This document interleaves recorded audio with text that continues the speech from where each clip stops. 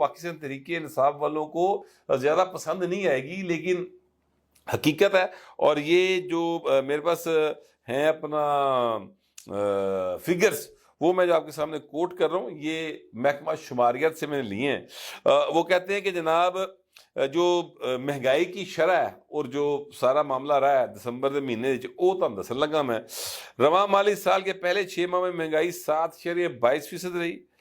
گزشتہ مالی سال کے پہلے 6 ماہ کے دوران مہنگائی 28.79% تھی۔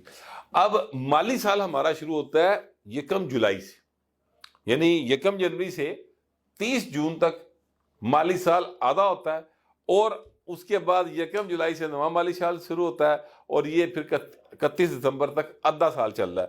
تو جس دور کے اندر الیکشن ہوا، یعنی جنوری، فروری، مارچ، اپریل، مئی، جون، جولائی، جون، ٹھیک ہے، 8 فروری کو الیکشن ہوا تھا، وہ جو پہلے 6 مہینے تھے نا، اس میں یہ 28.79% پر تھی جو مہنگائی ہے، اور اب یہ پچھلے 6 مہینے میں 7.22 پہ رہی ہے۔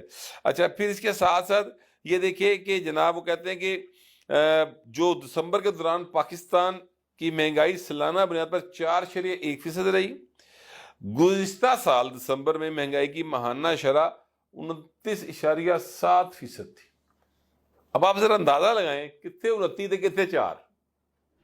یہ جو موجودہ حکومت ہے اس کے اوپر بہت زیادہ لوگ جو ہیں وہ تنقید کر رہے ہیں، اور بالکل پولیٹیکل بنیادوں کے اوپر کر رہے ہیں۔ ان کی کارکردگی اتنی اچھی ہے جس کو کوئی جو ہے نا وہ سراہنے کے چکر میں نہیں پڑتا۔ پتہ نہیں کس چیز کا بیر ہے ان کو شہباز شریف صاحب کی حکومت کے ساتھ۔